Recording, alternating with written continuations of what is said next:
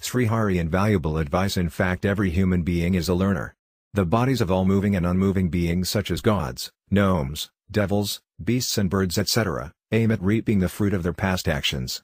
But human life aims at attaining the knowledge of the Supreme rather than attainment of ignorance and pleasures. The human body has been bestowed upon us only to realize God. So a human being is indeed he who realizes God. The purpose of human life is to follow the spiritual path.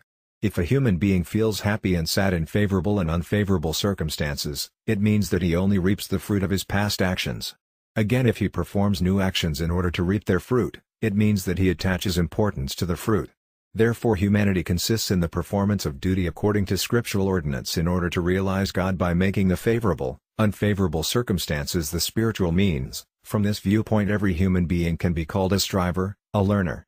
The human life has been divided into 4 stages: celibate, household, retired and renounced. The 4 stages respectively are from birth to 25 years, from 26 to 50 years, from 51 to 75 years and from 76 to 100 years.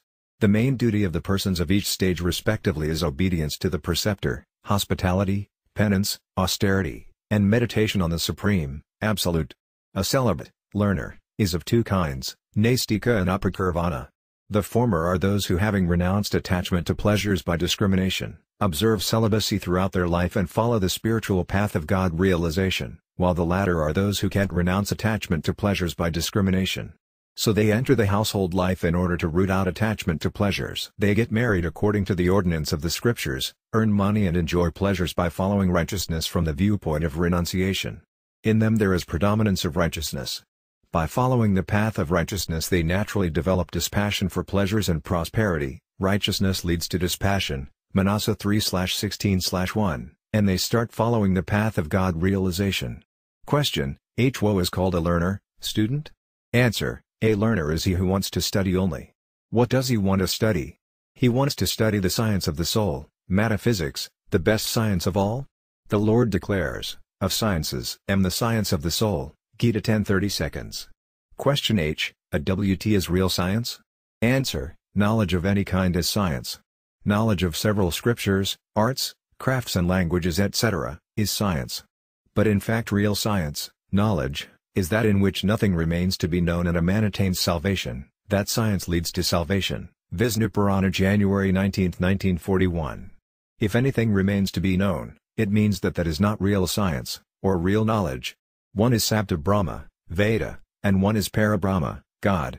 If one has known Sabda Brahma without knowing Parabrahma, his labor has been in vain. Srimad Bhagavata, November 11, 2018. Therefore the knowledge of God is the main science, knowledge, and it makes this human life successful. The science which helps us in earning our livelihood is also science, but it is not conducive to God realization. It sometimes proves to be an obstacle to God realization because it gives birth to pride. The man who is proud of his knowledge, science, will rebut the point of the God-realized soul with his arguments, will strike him dumb and thus will be deprived of the real benefit. Therefore it has been said, there is no use of a person's study of the scriptures and the Vedas as well as of his fine prose and poetic compositions if his mind is not concentrated on Yasodanandana, Lord Krishna.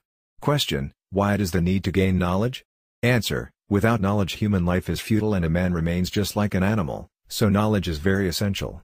Every action is performed with an aim. Human life aims at God realization in which there is total absence of sorrows.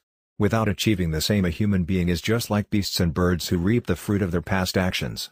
If a human being without availing of the opportunity of God realization remains entangled in pleasures in order to reap the fruit of his past actions, it leads him to a downfall. In the scriptures such a person is called Artita viz., one who has a downfall after reaching the pinnacle. Srimad Bhagavata, November 7, 1974. Is it human to follow the cycle of birth and death and go to 4 lakh forms of lives? So in human life a student, learner, should realize God because there is no greater gain than that. Lord Krishna in the Gita declares, having gained which a man does not reckon any other gain greater than that and wherein established he is not moved even by the heaviest affliction. Gita 6:22. In fact the knowledge divine is the real knowledge, other knowledges are nothing but ignorance because having gained the knowledge divine nothing remains to be gained. But it does not mean that other sciences, knowledges, should not be studied. Other sciences should also be studied. It is proper to gain knowledge of other languages and scripts etc., but it is not proper to remain engrossed in them, because by remaining engrossed in them, human life will go in vain. Secondly, by being well versed in mundane sciences, a person gets proud of his knowledge, which strengthens his bondage. It is said, even having studied the scriptures, people continue to be foolish. In fact, a scholar is he who acts according to the ordinance of the scriptures. The aim of human life is God realization, and the means to realize Him is rendering service to the world. So the mundane sciences, riches and ranks etc., should be utilized in the service of the world. They can be utilized in rendering service to the world rather than in God realization, because God realization does not depend on mundane sciences. He who possesses the mundane sciences is responsible for the service of the world, because a man has to pay octroi on goods and tax on income. If there are no goods, there is no question of payment of octroi, and if there is no income, there is no question of payment of income tax. If a man is praised because of his mundane sciences, riches and ranks etc., in one way he is censured. The reason is that it is his mundane sciences which are praised, he himself is censured. Therefore he who regards himself superior because of his mundane sciences in fact proves himself inferior. Question: should a person study only in boyhood or throughout his life? Answer: the rule of study only in boyhood applies to a upakirvan, a celibate, the celibate who enters the household life after celibacy. But an ascetic, a celibate, he who observes celibacy throughout his life, should go on studying the scriptures and the knowledge divine throughout his life. Question: what fate does a learner meet with if he dies while studying? Answer: study is a practice of austerity which purifies the learner. Practice of the study of sacred texts is called austerity of speech, Gita 17:15. Therefore he is far better than those persons who are entangled in mundane pleasures and prosperity. He is superior to them to the extent he has renounced pleasures and prosperity. Whatever inclination in study a learner has when he leaves the body at the time of death, the same he will study in the next birth according to the past impressions. If a person studies with the aim of earning his livelihood, and while studying if he dies, he will meet with the fate of a common man, because it is the emotion or the spirit rather than action which leads to salvation. If the person who studies to humiliate others and to nourish his pride dies while studying, he becomes a ghost, an evil spirit or a devil. If a person dies studying volumes with interest in order to know their contents, he in the next birth of a human being will study those volumes. If such a learner again receives human life, it is no less reward for him. If he dies while studying knowledge divine, having a curiosity to know the truth, reality, he will attain salvation, but if he has no curiosity to know the reality, he will become a yoga brahmana, he who deviates from yoga, viz., God realization. If the person dies by performing his duty in the form of study by obeying God, and at that time he thinks of God, he will attain salvation, God realization, but if the thought of God does not come to his mind, he will become a yoga brahmana. Question: what is the difference between the ancient and the modern students? Answer: the more the ancient learners studied, learned, experienced and used their learning for others, the more polite and humble they became. Whatever subject they studied, they went in its depth without thinking of what others did. But modern students study and learn but don't experience learning. So they feel proud of their learning. Moreover, the knowledge thus gained without experience proves to be harmful, dangerous, for one's own self as well as for the world. Students of modern times who are attached to mundane, he who departs from the body, thinking of me alone even at the time of death, attains my being. There is no doubt about this. Gita 8/5. Pleasures and prosperity, having gained knowledge, think that unlike the ancient students they possess right knowledge. They laugh at old students and hold the opinion that ancient philosophy was superfluous. Why do they laugh at ancient students? The reason is that they have merely learned, they have not experienced knowledge. But those who have experienced it honor ancient philosophers and their experience. Ancient scholars besides gaining knowledge worship God. So they instead of possessing valor possess discrimination, but students of today possess valor rather than discrimination because they don't go in the depth of the subject. Ancient scholars also felt proud of their knowledge. But the deeper they went in knowledge, the more their pride melted away and they became light, humble, from within, in the same way as a patient suffering from fever feels when his fever is abated. Bartrahart declares, having gained a little knowledge I was intoxicated with pride like an elephant and I held that I was omniscient. But when in the company of learned persons I gained some more knowledge, realized that, was a fool and thus as fever abates my pride abated, Nidasataka. Those philosophers had a little egoistic notion and their philosophies were different from each other. So each of them had his different style of evaluation and proved his philosophy superior to those of others, but having realized God, that subtle egoistic notion was wiped out. It means that so long as philosophers had the egoistic notion, they differentiated their philosophy from those of others and regarded their philosophy superior to others. But when their egoistic notion was wiped out, In spite of their different process, they cease to differentiate between their philosophy and those of others. The philosophers of today have an access only to that differentiation rather than realization which is beyond it. In ancient times students received education from their teachers by revering them, while the students of today regard their teachers as their servants, viz., they order them. Education received from servants does not develop. In ancient times a teacher expelled any student from seminary and admitted any student according to his sweat will, but today the case is otherwise. In the past teachers imparted education by taking high seats while students sat on low seats. But today students sit on benches and chairs while teachers teach standing near the blackboard. In ancient times students, besides receiving education for mundane dealings, had an eye specially on spirituality. They knew the mundane science as well as the spiritual one. They had high and noble aims. But students of today are not well versed even in the mundane science. So there is no questions of their knowing the spiritual science. They cannot teach properly the subjects which they have learned. They pass in an examination to get certificates, degrees, by adopting foul means, and get pleased by receiving degrees of BA, MA, Sastri and Acharya etc. They receive only practical mundane education which is useful in earning more money and enjoying more pleasures. They don't think of the main aim of human life, which is salvation or God realization. As two lamps kept in vicinity remove the darkness underneath each other, so did students in the past discuss and debate mundane and spiritual topics and thus gained a thorough knowledge, while it is rarely seen in the students of today. They hold that they have become learned, expert, and this thought blocks their progress. In ancient days students were polite and obedient, while today they are indisciplined and impertinent. They pour ridicule on other persons in schools, colleges and at stations play mischiefs with them and cause sufferings to them. They, instead of having devotion and reverence for their teachers, slight and insult them. The result is that they themselves are slighted by their offspring in future, thus, they are happy neither here nor hereafter. Ancient students went in the depth of books, got mastery over them, understood reality and could make invention with that knowledge. Such students were called Acharya. But modern students understand neither reality, essence, of education, nor do they want to understand it. But if they are devoted to study and have a curiosity to know reality, essence, they can understand it. If ancient students received any new fact, they stuck to it, attached importance to it, valued it, understood reality about it and on reflection retained it. So that fact or knowledge became their permanent property.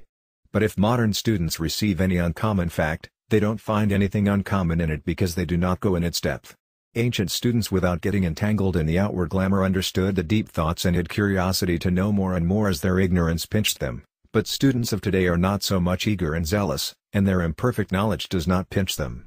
Students in ancient times rendered service to their preceptor, acted according to his order and considered their preceptor's pleasure their own pleasure.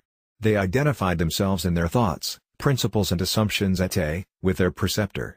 Therefore the student became an incarnation of his teacher, preceptor. Students thought that they could gain knowledge only by their preceptor's grace. It is also a fact that knowledge which is gained by the preceptor's grace can't be gained by one's own labor and effort. Students in olden days thought of their teacher before beginning their study or work, and so they were successful. Lava and Kusa learned the art of archery from their mother, Sita, and so they regarded her as their preceptor. When Lord Rama released the horse of religious sacrifice, Lava and Kuga caught the horse and there was a fight between them and Satruna.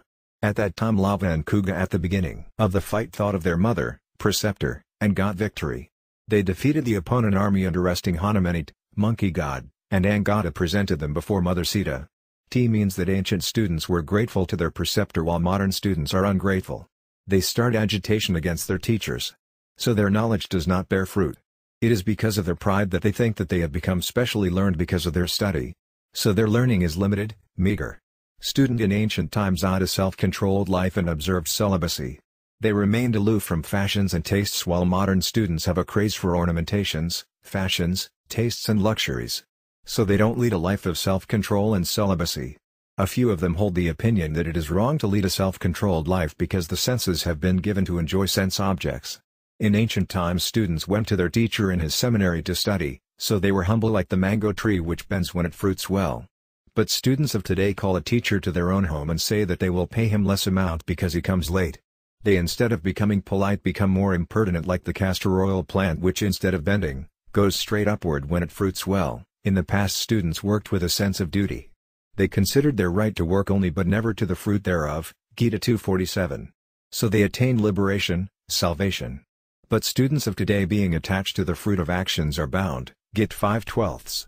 Students in ancient times studied promptly and wholeheartedly by devoting their full time, while students of today get entangled in party politics and don't study promptly by concentrating their mind. The fact is that there is pride in imperfect knowledge. The more perfection a man gains, the more polite and simpler he becomes. Students in ancient times were believers in their knowledge. Science proves useful here as well as hereafter. But students of today mostly are non-believers. Their knowledge, science, does not prove to be useful even here. Then how will it be useful hereafter? Question: what is the difference between ancient and modern education? Answer: ancient, spiritual, education provides peace to the self, ruling out disquietude, wrangles and shortage. But modern, mundane, education is a means only to earn money. It does not provide peace, it rather enhances disquietude and wrangles. As more wealth enhances more greed and shortage, so does modern education enhance shortage. Today, in spite of several inventions, a person is unable to attain peace because he is controlled by these inventions. He is not independent. But a man is not controlled by ancient knowledge, he rather realizes the self by it. Ancient education enables a man to have an inclination to God, while modern education conduces him towards the perishable. Modern education is useful in worldly dealings. So importance should be attached to it only so far as dealings are concerned. It is wrong to attach the topmost priority, importance, to it. In fact, education, knowledge, is that which leads a man to salvation. Vishnu Purana, January 19, 1941. Question: who is called learned and when is a student, learner, called learned? Answer: generally a person is known learned in a subject if he possesses a thorough knowledge of that subject. As far as mundane knowledge is concerned, a person is known learned if he has knowledge of 4 Vedas, 6 scriptures and 18 Puranas, Upapuranas etc. But a really learned man is he who knows the real God, even though he is not educated. Gita 4:19, 5:18. When a person considers a student more educated than himself, he calls him learned. But the student should not hold that he is indeed learned. He should try to find out his deficiency and should promptly try to remove that deficiency. By doing so, his deficiency will be removed and he will become learned. But the thought that he is learned will block his progress and will conduce him to have pride, which is the root of all evils. Saint Tulasidasa declares, "Pride is the root of the world in the form of birth and death, and it causes all sufferings and sorrows." Manasa 7/74/3, God is aversion to pride and attachment to humility, Narada Bhakti 0:27. It means that God does not like pride as it leads a man to a downfall, while he likes simplicity or humility as it leads him to salvation. Question: which is better for a student, study of science or that of commerce? Answer: a student should study science and commerce both, as both are necessary. Out of these two, the study of commerce is more useful in dealings and in near future. There is one special point which needs attention. If a person understands spirituality by going in its depth, his mundane as well as spiritual life is improved. But only the mundane knowledge does not lead to salvation, because the limited knowledge bears limited fruit, while the knowledge of the limitless God enables a man to understand everything in the right perspective. Question: should a student study medicine, surgery, and law? Answer: study of medicine, surgery, involves violence, and study of law involves falsehood and fraud. There is nothing wrong if they are studied by renouncing violence, falsehood and fraud. People take it for granted that violence, falsehood and fraud are essential in these professions, and so they get involved in them as a part of their duty. Therefore there is predominance of violence, falsehood and fraud in these professions, and people feel that it is difficult to work with honesty in them. Question: is it necessary for a student to study Samskrita? Answer: it is necessary for a student to know all languages. But the knowledge of Samskrita is very necessary. The reason is that the wisdom which is available in the books of Samskrita language is not found in the books of other languages. This language possesses great refinement and ethical decorum. The rules of its grammar are exact and perfect, which are not found in any other language. Knowledge of Samskrita grammar enables one to learn other languages easily, while the knowledge of other languages does not lead a learner to learn Sanskrita easily. He who, having abandoned his culture, learns Western knowledge and language, becomes Western himself. Indeed, he, instead of gaining knowledge, loses his identity. So a learner should gain knowledge and learn a language by safeguarding his culture. Question: what kinds of knowledge should a learner gain? Answer: a learner should gain every kind of knowledge. But the knowledge which entangles him in pleasure and prosperity is in fact ignorance. He need not gain such knowledge as that of dramas, cinemas and novels etc., and he should not gain it. Only that knowledge should be gained which is not unfavorable to the attainment of one's real aim, God realization. Question: what type of conduct should a student possess and how should he act? Answer: a man behaves and acts according to his egoism, sense of I. So a student should predominantly think 1 I am a student and I have no other main duty except studies. He should eat and drink for the bare maintenance of the body by remaining absorbed in studies. He should not waste even a single moment without studies. He should stick to studies every time, even while performing the activities of daily routine such as sitting, moving, eating, drinking, sleeping and waking etc. Self-control is very necessary for a student. When both Asvinakumaras, the physicians to gods, went to sage Dajan to gain knowledge divine, he ordered them to observe celibacy. As ordered by the sage, they observed celibacy and again went to him and requested him to impart knowledge divine to them. The sage again sent them back ordering them to observe celibacy and they carried out his order. They again went to him the third time and again he sent them back to observe celibacy. Thus they observed celibacy, continence, for 100 years. Again when they went to the sage to gain knowledge divine, he said to them, "When you had gone, Indra, the king of gods, came to me and requested me to impart him knowledge divine. But I told him that he did not deserve it." Hearing this answer he got irritated and said, "If one don't deserve it, who deserves it? If you impart knowledge divine to anyone, I'll behead you." Thus the sage showed his inability to impart knowledge divine and asked them to go to someone else to gain knowledge divine. They said, "O noble sage, if you order, we can solve this problem. We will keep your head safe by cutting it off and fix another head to your body. You can impart us knowledge divine with that head. When Indra, the king of gods, cuts it off, we'll fix the original head to your body. Then Indra will have no right to cut off that head. Thus the problem will be solved and will gain knowledge divine." The sage agreed. So they, having cut off his head, provided him with the head of a horse. When he began to impart knowledge divine to them with the head of the horse, Indra, according to his pledge, cut off the head of the horse and threw it off. Asvinakumaras fixed the sage's head to his body again. Being angry with them, Indra deprived them of their share of the religious sacrifice. Afterwards, when Asvinakumaras restored eyesight to Sayavana sage, he enabled them to get their share of the religious sacrifice. Thus by observing celibacy, Asvinakumaras gained knowledge divine and also share of the religious sacrifice. It means that continence, celibacy, is a must for students because without it they can't hold knowledge. A student should always be on the alert that he is a student. He who is a student does not waste even a single moment without study. It is said that knowledge and wealth should be gained in small measure continuously, and he who wastes the small measure can gain neither knowledge nor wealth. There is a saying that grammar is learnt by learning the tulis by heart, by questioning teachers and by reflecting upon the lesson which a learner has learned. Similarly, it has been said about a student of grammar that he should look at the sky so that he may neither feel drowsy nor may have projections and distractions, because shutting of eyes conduces to drowsiness while opening of eyes conduces him to the thought of the world. It is mentioned in Kanakaniti that a student should totally renounce attachment to pleasure because he who hankers after pleasure can't gain knowledge and he who wants to gain knowledge can enjoy pleasure. 10/3. Study is an austerity which is totally free from pleasure. When a student has not to derive any pleasure, there is no question for him to indulge in fun, display movies and entertainment on television etc. They are to be totally renounced because they, besides wasting time, leave an impression which is a great impediment to studies. So a student should stick to studies by remaining totally indifferent to the world, holding the view that the world does not exist for him and he does not exist for the world. Thus he will become learned because a good student becomes a good scholar. A student should have the only aim of study or God realization because determinate intellect is one-pointed, Gita 2:41. All his actions should lead him to the attainment of his aim. When he possesses such promptness and determinate intellect, then God, saints, great souls, righteousness, dharma, scriptures and ethics etc., all prove to be favorable to him and he attains his aim without doubt. The 5 characteristics of a student are as follows. 1. Carefulness like that of a crow. A crow is very careful in every activity. It is so careful that no one can easily catch it. Similarly, a student should always be careful in his studies without wasting even a single moment. 2. Attention like that of a heron. A heron moves slowly in water but it pays attention to a fish only. Similarly, a student while performing all activities such as eating and drinking should pay attention to his studies only. 3. Sleep like that of a dog. A dog does not sleep soundly being carefree.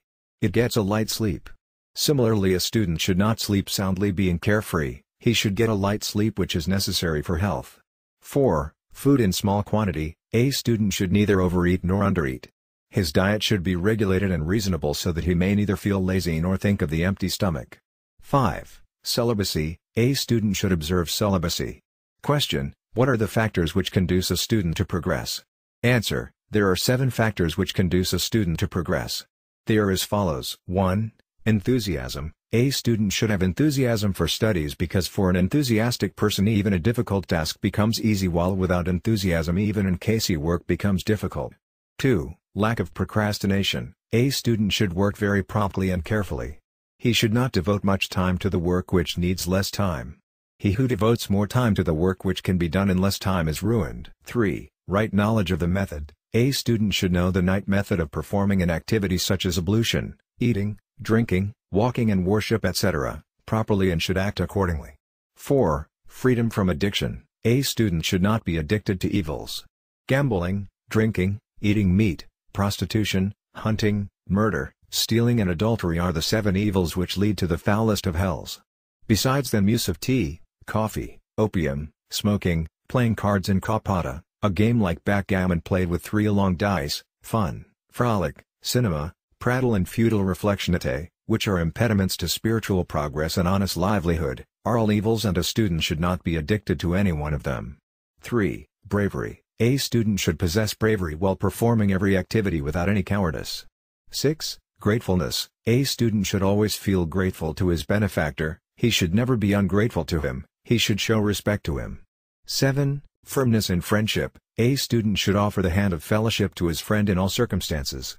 As travelers seek a hospice, so does perfection seek a person possessing the above-mentioned 7 characteristics. Question: should a student participate in politics? Answer: if a student participates in politics, he can't pay proper attention to his studies and spiritual practice etc., and thus his precious time which could enable him to gain knowledge or realize God is wasted. By participating in politics he attaches importance to mundane materials, which is an impediment to his studies and devotional practice. Question: is it proper for students to form a union? Answer: students by forming a union become undisciplined and unrestrained. They perform acts of sabotage and cause loss to their own property because they are the future owners of this property. How will students become responsible and good citizens if they participate in agitations against teachers, trouble passengers in trains and buses and shopkeepers in markets? How will they make a good society? Then how will the country be good and progressive without a good society? Students are the root of the country. So their reform will lead the country to progress and they are responsible for this progress. There is nothing wrong if students form a union to train themselves in military science in order to defend their community and society. They should always be on the alert to set things right. But it is wrong if by forming a union they show arbitrary conduct, rule over others by unlawful means, pressurize their teachers and insult or slight them. It is also unjust to tolerate unjust and improper rules of the government. So students should always be bold and enthusiastic to oppose injustice. Question: what should be the daily routine of a student? Answer: he should rise early in the morning before sunrise. If he rises after the sun risk, he should observe fast throughout the day as penitence. He should make the best possible use of his time without wasting even a single moment. As soon as he gets up, he should recite the verse, Twameva mata capita twameva, Twameva bandhuskasaka twameva. Twameva vidadravanam twameva, Twameva sarvam mama deva deva. Q. O Lord, you are my mother, you are my father, you are my brother, you are my friend, you are my knowledge, you are my wealth, you are all for me. After reciting this verse he should bow to his parents, teachers and elders. Then he should perform activities such as ablution and bathing etc. After it, according to the scriptural ordinance, he should perform morning prayer, recite the Gayatri verse and worship God. He should practice postures for health. A student should learn his lesson so thoroughly that he may explain it to others even without the book. The method to get mastery over the lesson is that he should revise the lesson, which he learned during the day, when he goes to bed and again revise it when he gets up. By doing so he will be able to learn the lesson thoroughly without much labor. He should learn the lesson in the morning time because that is the best time when the lesson is learned quickly. A student should also perform the domestic duty according to the need of the hour as ordered by his parents before he goes to school or college. He should reach there in time, bow to his teachers and study as they instruct. He should pay proper attention to what they teach, understand it and have a thorough grasp of the subject. If there is any doubt about the subject, he should get it removed by his teacher. He should leave no stone unturned in his studies. A student should have so much confidence and enthusiasm that he can teach the topic, which he has learned, to others. Thus, having studied in the school or college, he should come back home and take his meal with his parents with courtesy. The food eaten by him should be sattvika rather than rajasika or tamasika. Gita 17:8-10, sattvika food makes intellect sattvika, good, which is very useful for studies. It is said, the kind of food a man eats, So is his intellect, in the same way as an oil lamp having devoured darkness produces soot.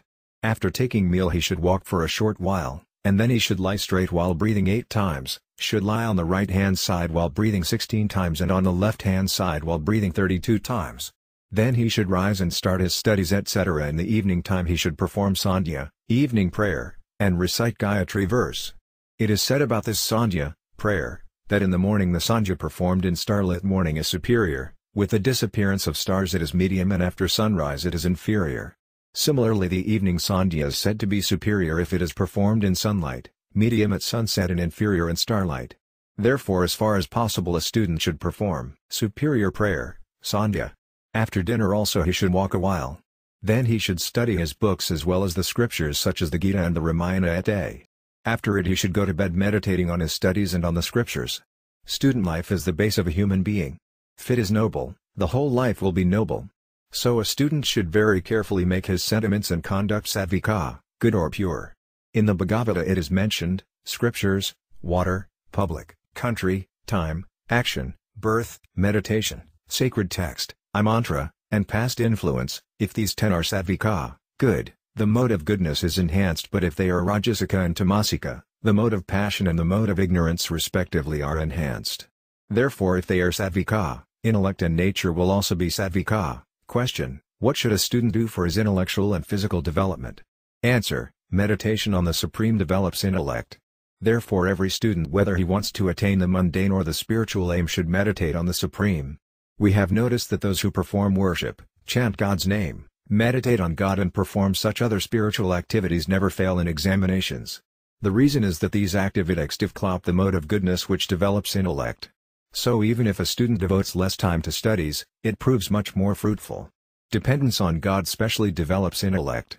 The reason is that he who depends on God follows the right path, so every kind of thing or person or object or circumstance becomes favorable and helpful to him. Thus he spontaneously attains his aim. There are impediments in a person's life only so long as he does not decide the aim of his life. But when the destination is decided, there are no impediments at all. When a student observes celibacy and leads a self-controlled life, he gains knowledge of several subjects even without study and effort. He grasps every subject very quickly. Self-control is automatically conducive to good health. Physical strength which is gained by having self-control and by eating sattvika food is not gained by leading an unrestrained life and by eating rajasa or tamasa food in order to relish it. Self-control, celibacy, meditation on God and service to elders provide sattvika strength to the body, mind and heart. By this sattvika strength vices, evils, such as lust, anger, greed, delusion, pride and jealousy automatically subside, and virtues such as patience, equanimity, quietude and happiness are naturally cultivated. These virtues have a good effect on the gross body, and a student possessing them naturally remains free from diseases. If he suffers from a disease as the fruit of his past evil actions, it does not affect his mental equilibrium. A student should practice postures and breath control regularly. They help him in studies because by removing heaviness and laziness they make the body light and active. Thus he remains energetic and enthusiastic, and even a difficult task becomes easy for him. But he who lacks enthusiasm loses heart, and for him even an easy work becomes difficult. Question: these days students are very much addicted to smoking and drinking. Why? How can they get rid of them? Answer: the reason is foolishness. Students by aping others get addicted to smoking and drinking, but they themselves don't think that these intoxicants spoil intellect. So if they are addicted to them, how will they gain knowledge? Therefore they should neither smoke nor drink, because smoking and drinking are harmful to intellectual, physical and mental health. In this connection, parents and teachers should pay special attention to their children and see that they don't get spoiled. Question: a few students commit suicide while failing in an examination. Why? How to solve this problem? Answer: they commit suicide because their failure is an obstacle to their honor and praise which they desire. There is no joy in committing suicide. Those who try to commit suicide but somehow escape it explain that suicide involves great suffering. He who commits suicide commits the deadly sin of murdering a human being, and in future he has to suffer the worst tortures. So students should study the sacred books and keep company with great souls. Their company can root out such sins, evils. Question: should students take part in games and sports? Answer: students should take part in those games and sports which lead to their physical or intellectual development. Games and sports should be regarded as exercises of the body rather than the means to indulge in party politics which is conducive to conflicts.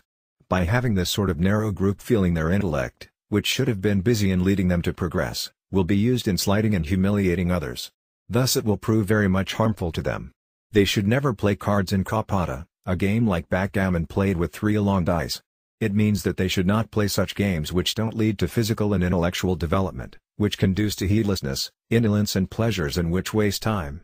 So students should be very careful about their participation in games and sports, etc. Question: how should students amuse themselves?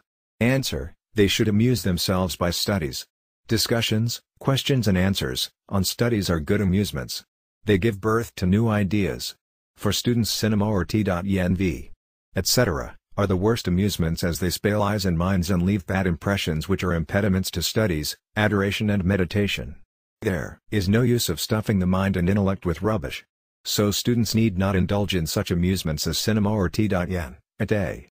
Question: how to gain knowledge? Answer: while attending the class, a student should look at the eaves and face of the teacher and pay attention to each and every sentence uttered by him.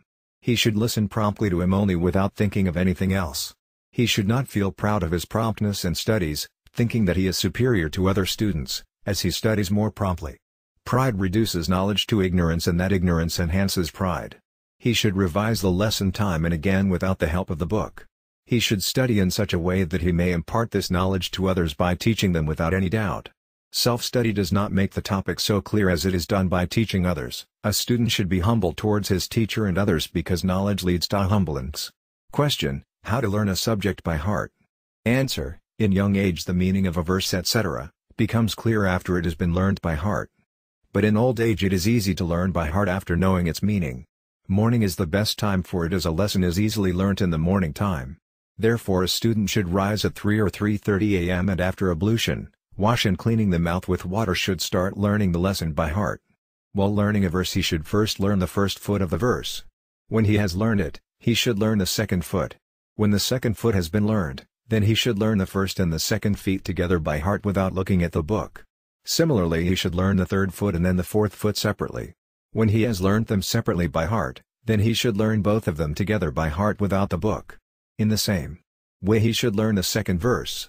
Then he should learn both the first and the second verses together without the book. Then, having learnt the third verse by heart, he should revise the first, the second and the third verses without the book. Thus he should learn as many verses as he has to learn, and then he should stop. Before going to bed he should once again revise the verses, which he learned, without the book, and he should sleep. When he rises in the morning, he should again revise those memorized verses. Thus he will be able to learn the verses in a very quick succession.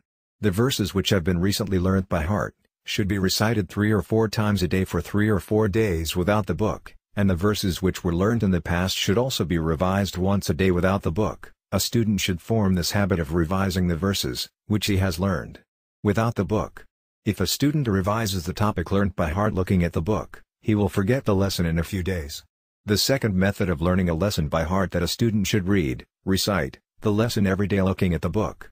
For example, if a person wants to learn the Gita by heart, he should recite all verses of the Gita attentively by looking at the book every day. This process should continue for a year. After a year he should recite all the verses without the book.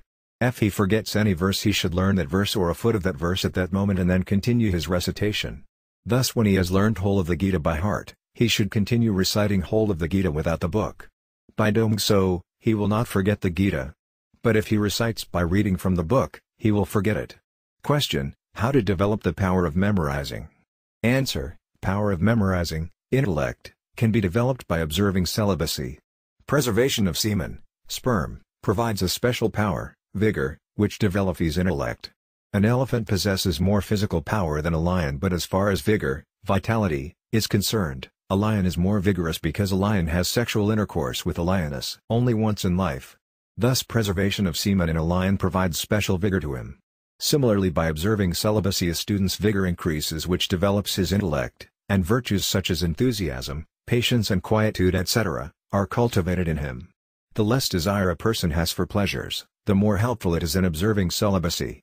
Sound, touch, sight, taste and smell, these 5 sense enjoyments, and honor, hospitality and praise provide rajasica joy, joy of the mode of passion. Heedlessness, indolence and sleep provide tamasika joy, joy of the mode of ignorance. Renunciation of Rajasika and Tamasika joys is helpful in observing celibacy. A deep study of books also develops intellect. Exclusive desire and devotion for God realization also develop intellect because this devotion is of the self. So it naturally leads to self-control. When a man holds firm to his aim of God realization, he becomes a man of steadfast wisdom, his intellect becomes stable and so it becomes specially active to understand a subject.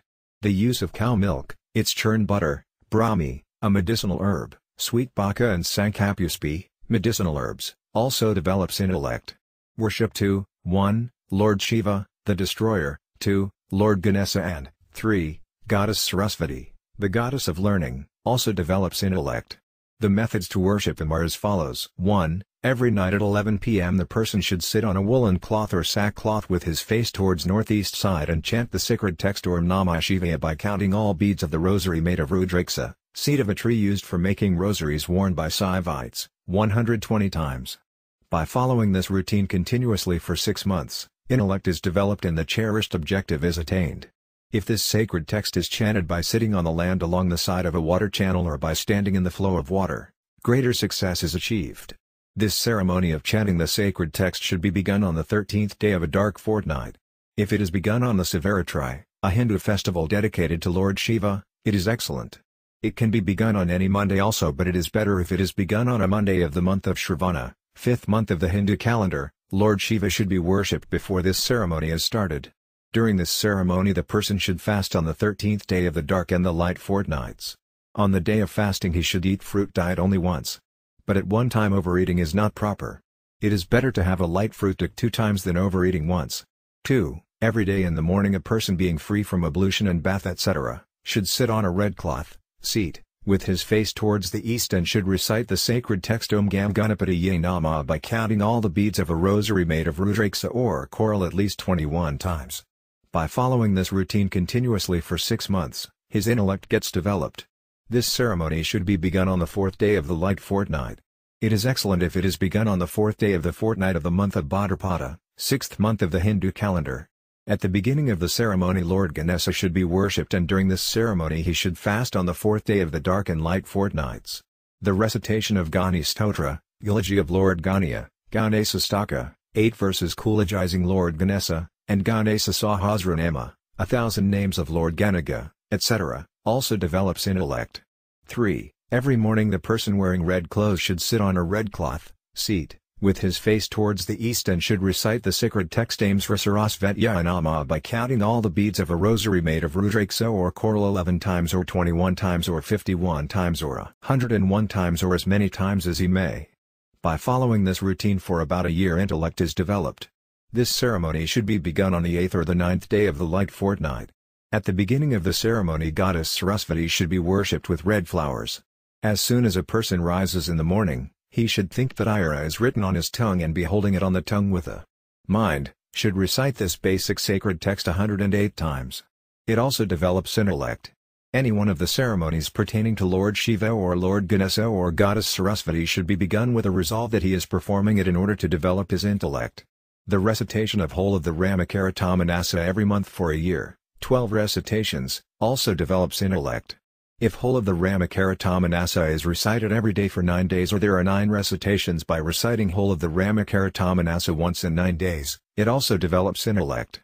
If the Ramakaratammanasa is recited 108 times in any one of the above-mentioned 2 ways, it besides developing intellect, leads to great affinity for God. As far as the name of God, divine name, is concerned, it is the best. It is the life breath of knowledge, Vidya, bride. It is the experience of several saints and great souls that by reciting the divine name a singularity is developed in the person. There was a recluse who once on the holy occasion of Kumbh fair went to Triambakesvara, Nasika. There some men of great learning were discussing a deep and scholarly topic in order to come to some conclusion. The recluse interrupted their discussion. Those learned persons said to him, "O recluse, you can't understand the discussion of these men of great learning. You should go from here and devote yourself to devotion and adoration." In fact the recluse was illiterate.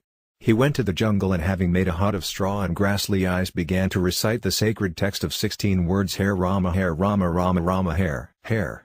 Hare Krishna Krishna Krishna Hare Hare. 'Twas the outcome of this recitation that he had knowledge of Samskrita without study and began to speak Samskrita. This anecdote has been written by a learned man. He writes, "Once I went to Dwarka. Lost my way and went astray in the jungle. By chance I reached the hut of that recluse. That recluse talked to me in Samskrita. I asked him what his qualification was in Samskrita. He answered that it was because of chanting of the divine name that he had gone through several Samskrita books without studying Samskrita, and at that time he was studying at Vedicity. Therefore a student should certainly remember, chant and sing the divine name. 1. Remembrance, calling the divine name back to mind is remembrance. 2. Chant, it can be of three types. A. Chant the name by mind is mental chant. And if there is no movement of lips and throat nor is any sound produced. B. If the divine name is chanted so loudly that the sound reaches only one's own ears, it is called upamsa chant. C. If it is chanted a bit more loudly so that the sound is heard by others, it is called common chant. Upamsa chant is 10 times more glorious than common chant, while mental chant is 10 times more glorious than upamsa chant. 3. Singing. Kirtana. In it the divine name and God's glories are sung by making musical sounds with musical instruments. It is of three kinds. A. Singing the divine names Rama, Krishna etc., loudly by making musical sounds with a set of musical instruments is Namakirtana. B. Singing glories and virtues of God in the form of verses and hymns is Gunakirtana. C. Singing in which God's sports, pastimes, of his childhood or boyhood are described is called Lilakirtana. Out of these three, remembrance, chant and singing, the more useful is that in which one's mind gets more absorbed. Question: which divine name should a student chant? Answer: a student should recite, chant, the name in which he has more faith, more belief and more devotion. The more he is absorbed in a name, the more useful it will prove for him, so he should recite the divine name of his own choice. Question: how is the duty of a student to his teacher? Answer: as a student treats his parents with reverence, so should he show reverence to his teacher. In these days a teacher can be of any social order, varna. If the teacher belongs to the priest class, brahmana, and the student has received good training, education, from him, he should regard him as his teacher throughout his life. But if the teacher does not belong to the priest class, he belongs to a lower social order than the student should treat him with reverence while studying and remain grateful to him forever after the completion of his studies, but he need not regard him as his preceptor afterwards. Question: in these days in schools and colleges a student receives knowledge of different subjects from different teachers. Whom should he regard as his teacher? Answer: he should certainly show reverence and feel grateful to them according to the benefit he has derived from them. There are three means of receiving knowledge from a teacher. Knowledge is gained by rendering service to the teacher. If a student possesses money, he should receive knowledge by paying money. If he himself has any knowledge and the other person needs this knowledge, he can give him his knowledge in exchange for his knowledge. Besides them there is no other means to receive knowledge. If there is a learned man who is interested in teaching others without receiving any payment, knowledge can be received from him also. But the student will remain indebted to him. When the student becomes learned and becomes famous for his learning, and the learned man who imparted him the knowledge, having heard his fame gets pleased, the student can get out of debt. He can also be free from his debt if, having become learned, he also imparts knowledge to others. It means that his offspring can be free from their debt to their parents by pleasing them through service, though they can't pay them their debt. So can the student be free from his debt which he owes to the learned man who taught him without receiving any sort of payment, but he can't pay him the debt. If a student has a burning desire and devotion for gaining knowledge, God makes arrangement for him somehow or the other by making a teacher availably. Lover meets his true love without doubt. Moreover, God, Lord Krishna, himself is the world teacher. A student can also gain knowledge by only chanting the divine name. When no teacher could be available to a saint who wanted to learn grammar, sage Patanjali himself taught him Mahabhasaya, master commentary. Sukadeva himself taught the Bhagavata to Karana Dasa. Question: with whom should a student have friendly relations? Answer: he should have friendly relations with those students who love knowledge, devote themselves to studies, and lend a helping hand to others. He should not keep company with those who are not devoted to studies. But he should try to find out the remedy for their slackness. If he finds one, he should put it into practice. As far as his own studies are concerned, he should be very careful. Question: what is the duty of a student to his friends? Answer: he should have fair dealings with them for their welfare by renouncing his selfishness and pride. He should think that all his friends and companions should become noble and learned so that he may compete with them and he himself may become more learned. It means that if his friends don't rise, he will have no desire to rise higher, he will feel satisfied with his knowledge and his progress will stop. But if his friends progress, he will get an opportunity to excel them. Therefore a student from his heart should wish progress to his friends and should feel very happy at their progress. A student should behave towards his friends as Lord Krishna behaved towards his friend, Sudama. In the Ramakaratammanasa the characteristics mentioned of a friend are as follows: a friend should deviate his friend from the wrong path to the right one. Having concealed his vices he should reveal his virtues. He should have fair dealings with him without doubt and do good to him according to his power. He should love him 100 times more in adversity. The Vedas declare that these are the characteristics of a noble friend. Kiskinda 7/3. Question: why it is the duty of a student to his parents? 7. Answer: every student, whether he wants to gain spiritual knowledge or mundane one, should please his parents because their pleasure helps him in studies. In the scripture it is mentioned: age, knowledge, glory and power, these four are enhanced of the person whose nature is to bow to his elders and who always serves them. Manu 2:121. If the parents because of certain circumstances ask him to stop his studies, he should seek permission with a tearful face, to continue his studies because that is the most suitable period for studies. If the examination is at hand, he should burn the midnight oil for studies. Sometimes it is noticed that mothers are worried lest their sons should fall ill by burning the midnight oil for studies. The fact is that hard study has a bad effect on the health only if he has no self-interest in studies but he is forced to study hard, otherwise there is no question of his falling ill. Noble men are those who don't give up the attempt in despair in the face of difficulties. When a man works promptly and wholeheartedly, it becomes natural for him to be advanced and victorious in every work. Such a man is noble and he proves to be a model for others, therefore a student should form such nature. A student should possess the same patience and enthusiasm in failure as he has in success.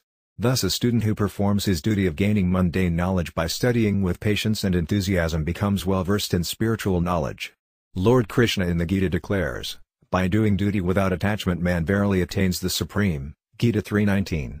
Question: what is the difference between a spiritual student and a striver, sadhaka?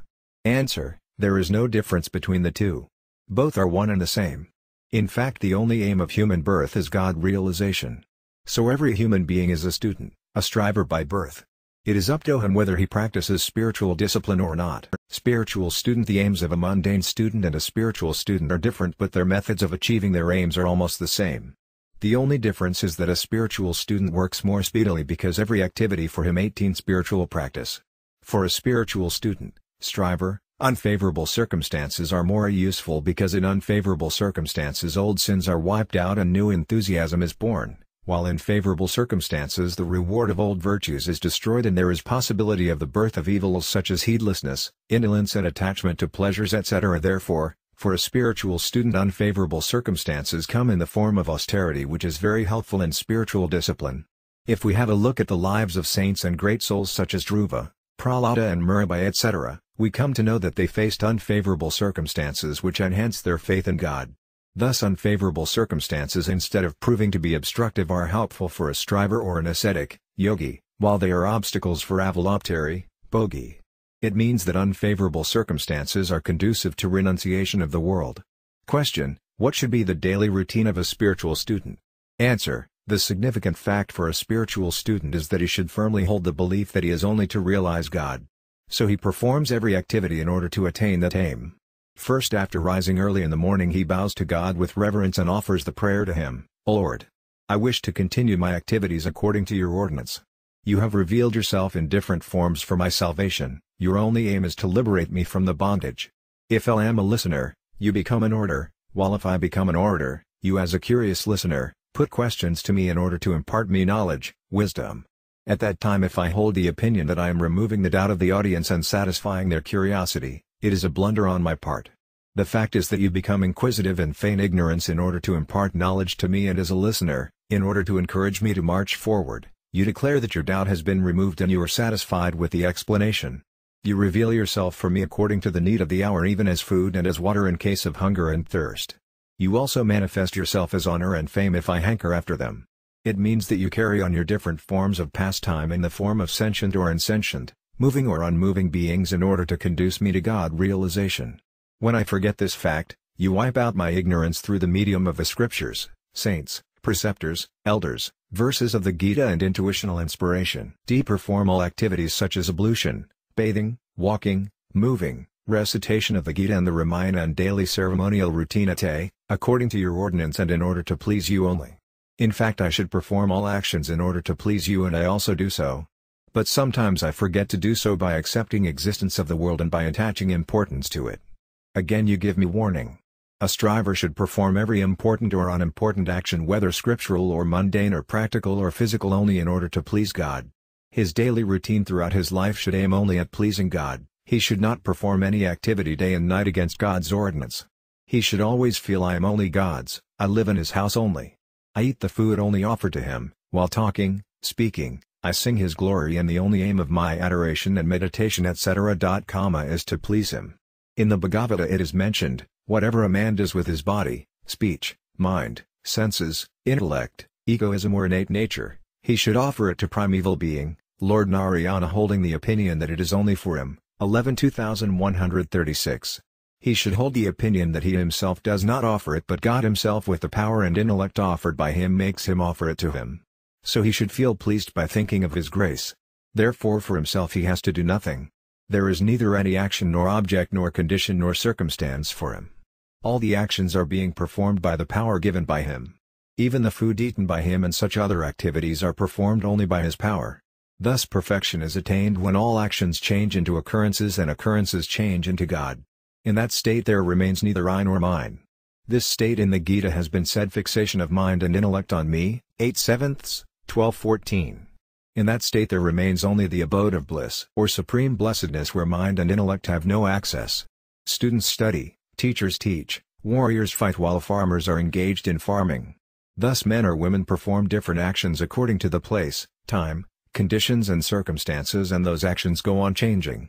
But their aim is only one, which is God realization, and it never changes. Question: how does a spiritual student, striver, behave? Answer: outwardly there does not appear any difference between the conduct, behavior, of a common gentleman and that of a striver, because both of them behave well, as both possess divine traits. But their aims are different. A common man of gentle nature has the mundane aim to win honor, prestige and trust etc., and so he has fair dealings with other persons. But a striver aims at equanimity in success and failure, honor and dishonor, and praise and blame at day. The more equanimity he attains, the higher his spiritual discipline is, and the higher his spiritual discipline is, the more equanimous, free from modifications, he becomes. There are three characteristics of their modifications: flaws. 1. They are less in number. 2. They are less forceful. 3. They are short-lived. They continuously go on decreasing. Sometimes a striver feels that the number of flaws in him is increasing. But the striver need not feel perturbed. The reason is that he feels a little flaw, blemish, as a huge one, because he is almost free from all flaws. He need not feel penitent, nor should he change his spiritual discipline. But he should go on practicing the same spiritual discipline of his own promptly. One more point needs attention.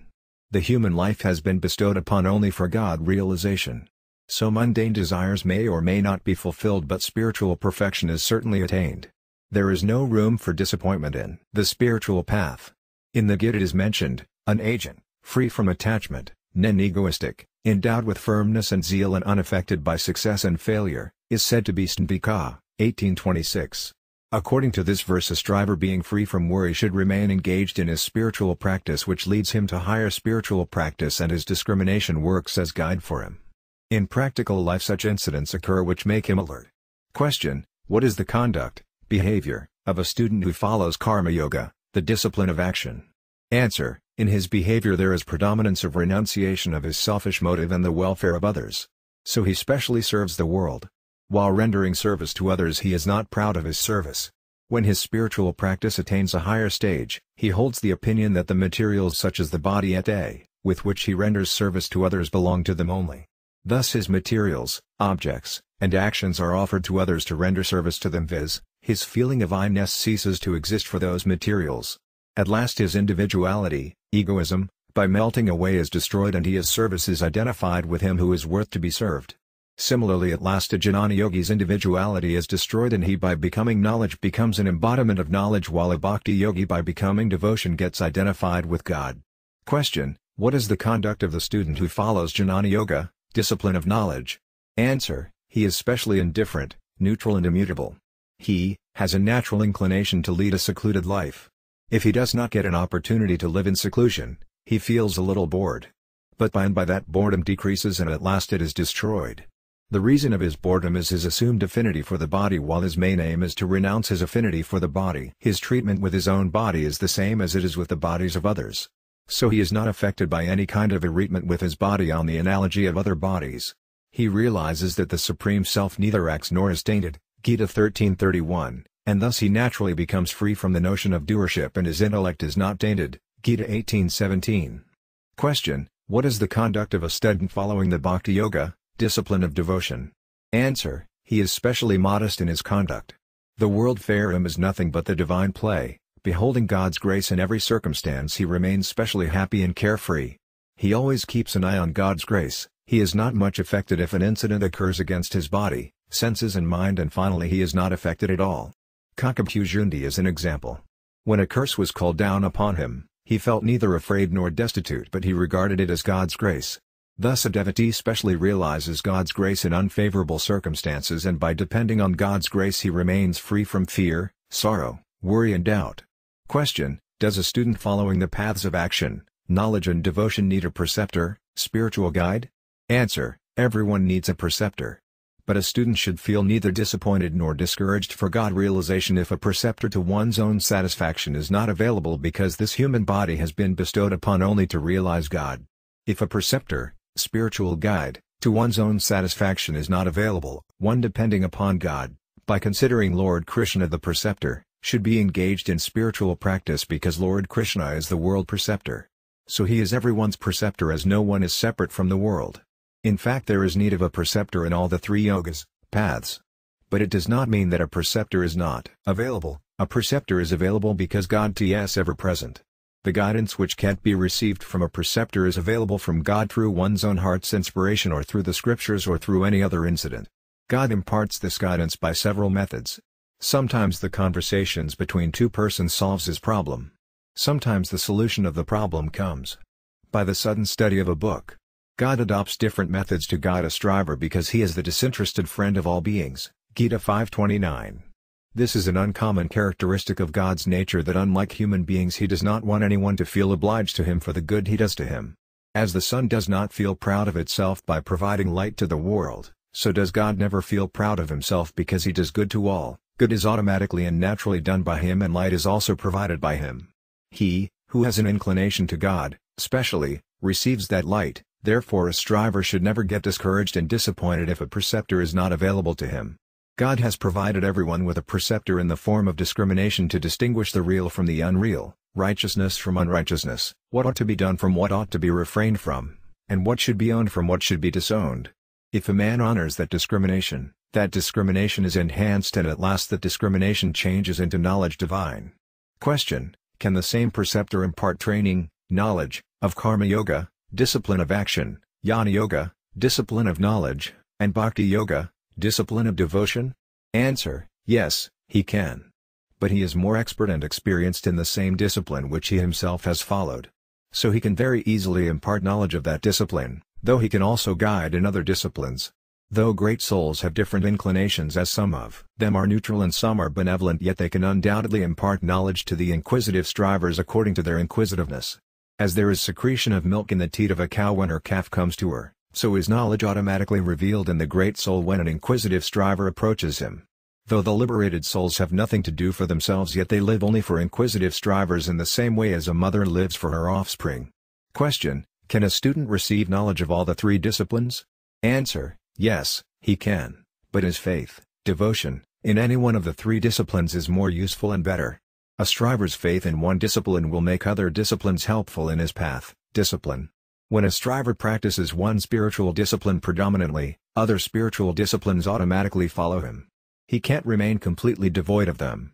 If he practices Karma Yoga, he can't remain devoid of Jnana Yoga and Bhakti Yoga. If he practices Jnana Yoga, he can't remain devoid of Karma Yoga and Bhakti Yoga. Similarly, if he practices Bhakti Yoga, he can't remain devoid of Karma Yoga and Jnana Yoga. The reason is that yoga is essentially the same. Lord Krishna defines yoga, the state which is free from the contact of sorrow, is called yoga, Gita 6:23.